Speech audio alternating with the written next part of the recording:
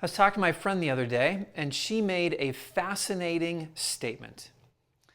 She was telling me the story of how her and her husband had decided to sell their large home. And as she was telling me the story, she said, "We've just become so burdened with debt. I can't believe we got to this point in our lives, and so we've decided to sell and hit reset going forward." I loved the thought. I loved the idea, hitting reset on your life. I immediately pictured a computer that had become burdened with applications and was overheating and had become too slow, and you hit Control-Alt-Delete and you start over again. I started thinking about my own life and how I discovered minimalism years ago, and really how that was about hitting reset on my life.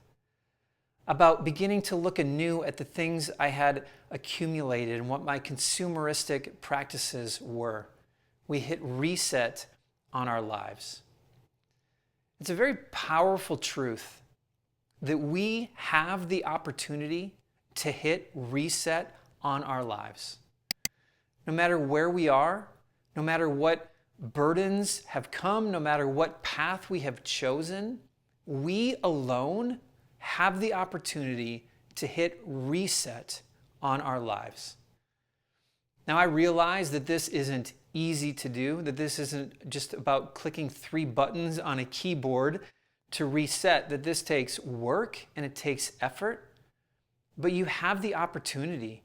You have the power. It's your life, you're living it, and you get to decide what that looks like.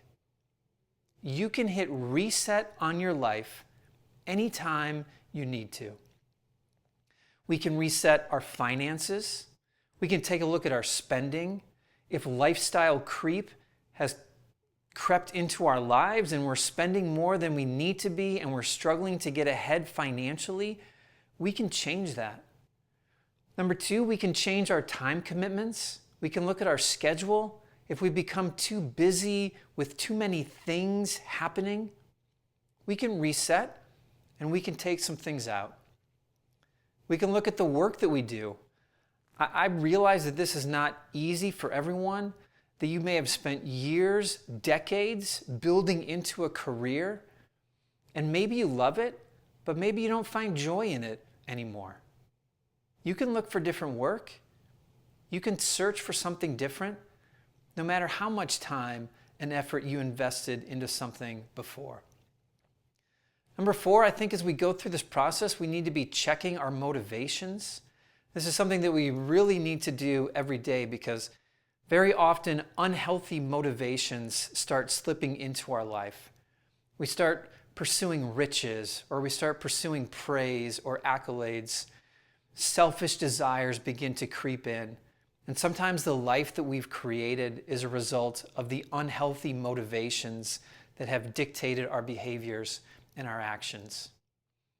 Number 5, we can reset our relationships. I've always said, and I believe to be true, people are different than things. Decluttering a closet is much different than decluttering our relationships.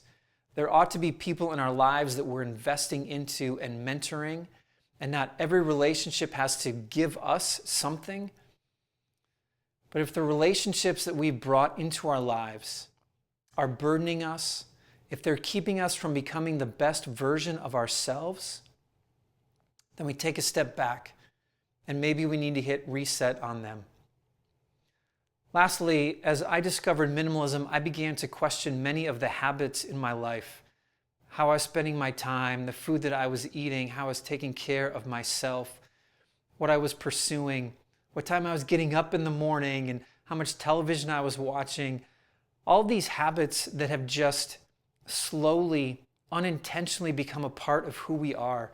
Sometimes they're helping us become a better version of ourselves, but sometimes they're keeping us from being the best that we can be. And if they are, then we need to hit reset on them. Again, I don't think this is easy. These aren't easy 1, 2, 3, 4, 5, 6 steps that we accomplish in a weekend. But there's a powerful truth in the reminder that we're in control of our lives, that we can reset the life we're living anytime we need to. You can do it. I know you can.